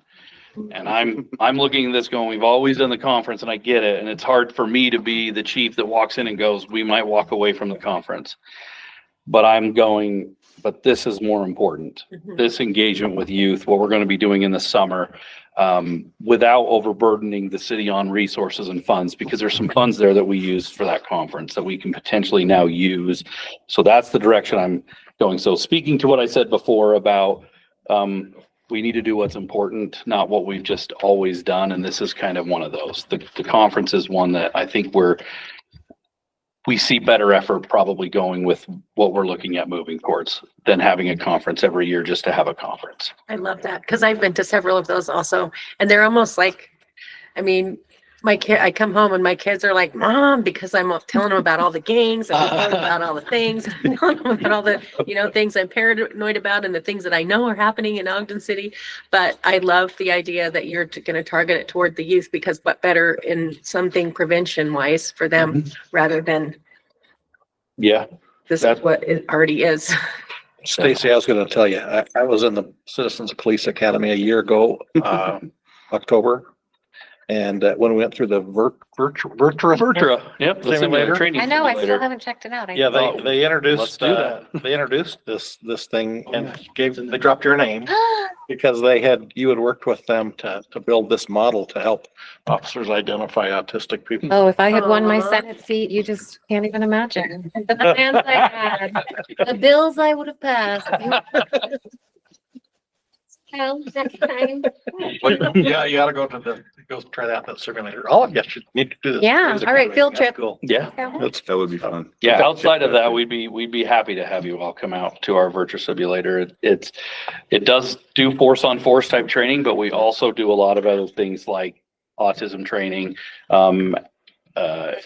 in engaging in mental crisis, somebody in mental crisis. So it's not always about pulling a gun.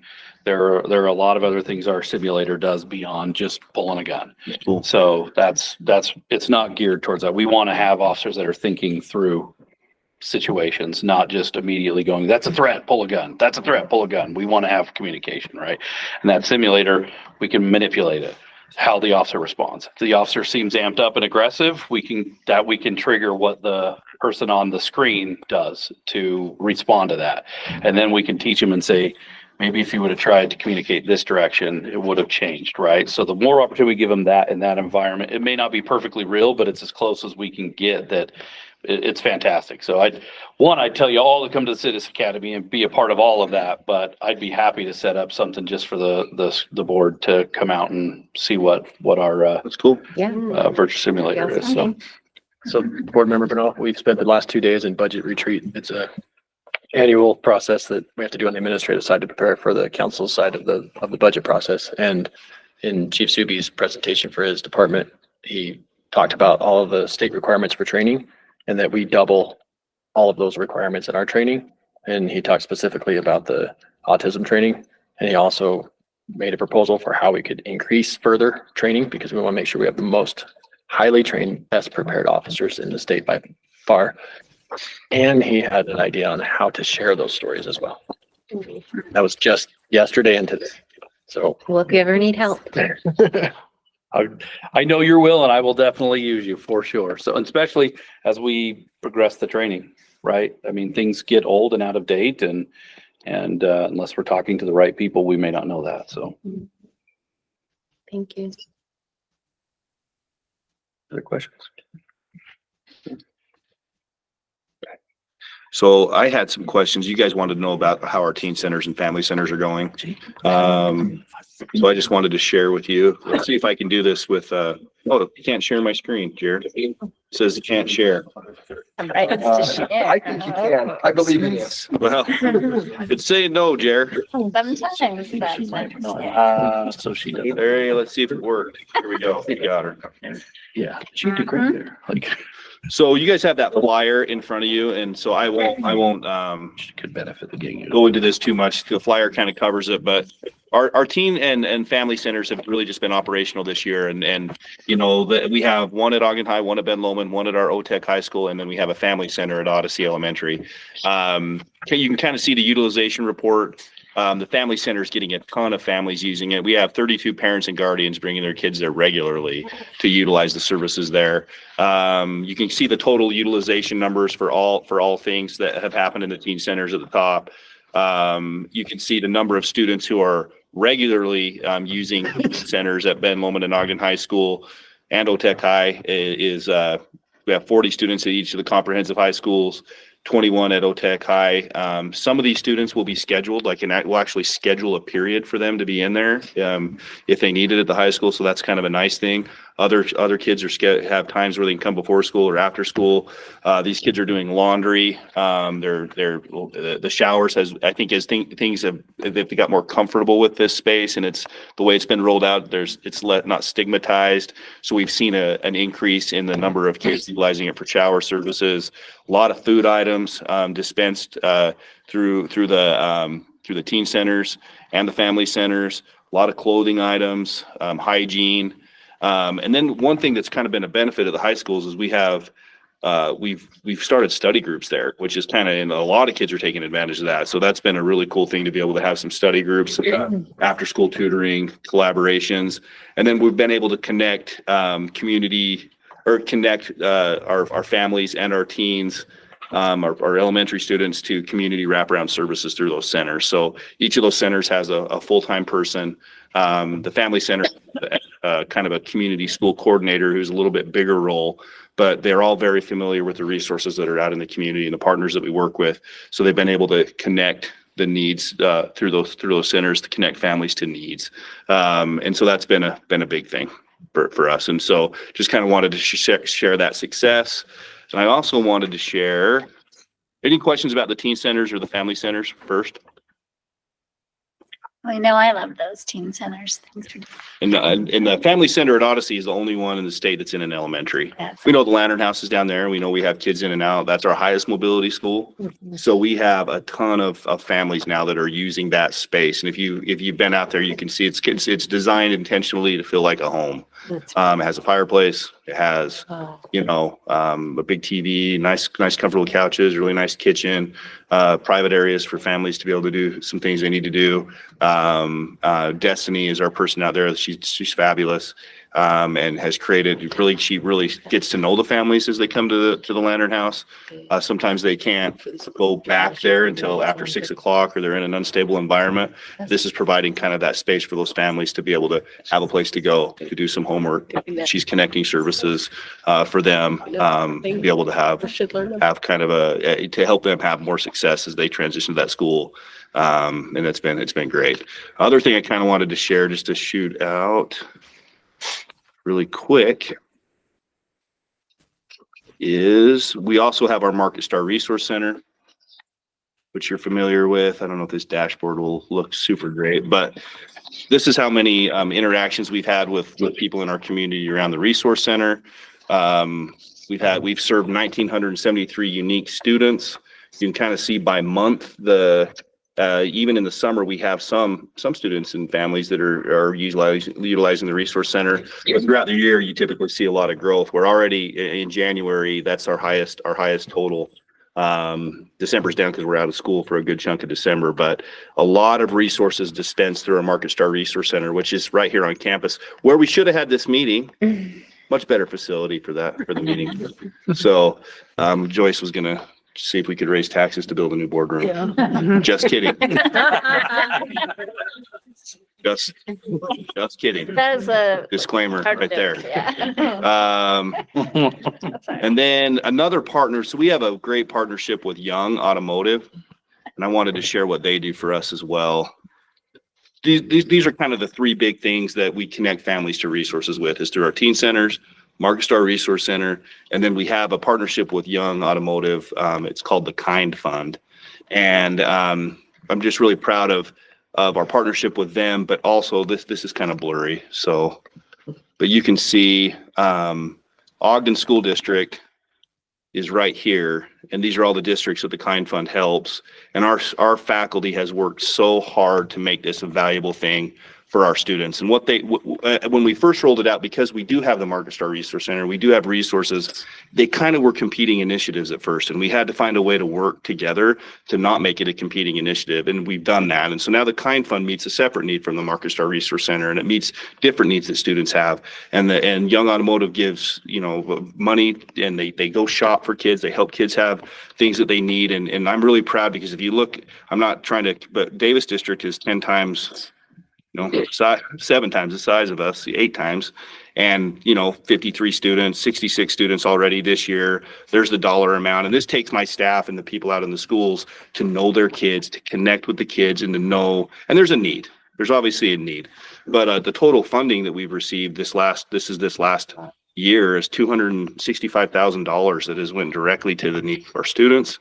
You can kind of see where others are at in this spectrum. And so I'm really proud of the fact that our numbers are so high, and that takes our staff and a great partnership with Young Automotive to be able to do these things for our students. So those are ways that we are able to help connect our students to things that they need to overcome barriers so that they can effectively access their education, if that makes sense. So the way the program works, I was just out there for a business meeting, and they bragged about this program, primarily bragging about the school district, actually. Yeah, we have a great partnership. Is they connect a need with the ability to deliver on the need. And so there's an app that people can, if they know that there's a kid that needs something, they can go into the app, right? And connect that kid with the donor. And our counselors, our teachers. The Young Automotive Group, they call it the YAG Way.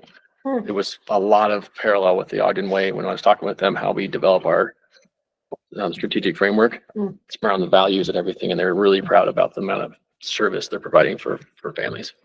It's pretty cool. Yep, and they've been heavily involved in helping us with the teen centers as well, and they're just really, really great partners. So those three, those three resources have really, really helped our kids a ton, and helps us know. It's comforting to know that our teachers know the kids that need support, and our counselors and our administrators. So, that any questions about the teen centers or any of that support, that was a request from you guys to talk about that a little bit. So, anything the board wants to add about that? So I think the numbers speak for themselves. They're being utilized. They are being utilized because the need was there. Yep.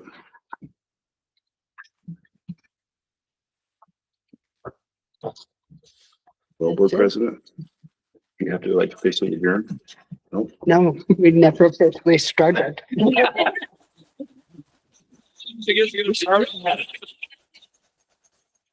Good run. Did you forget to record this? Thanks for having us. Yeah, thank Yeah, you. if I might Thanks. just, No, thank you guys. we, I was chatting over the table before this started, with, Ed, and we couldn't remember when the last time we had done this and think, maybe we ought to do it more often. But, you've been great hosts, you provided some good food, and, we thank you so much for hosting, and hopefully we can get together a little bit more often with some more regularity. As I think we're talking about some great things that can really help the one city approach. I'd love to take you guys over to the OTEC High too, just to kind of see that's a unique situation over there. Anytime you guys want a tour or anything, let me know. Great. If you haven't been, you really need to go. That Marshall White will be opening in the spring. Very excited. Speak of May. Mm.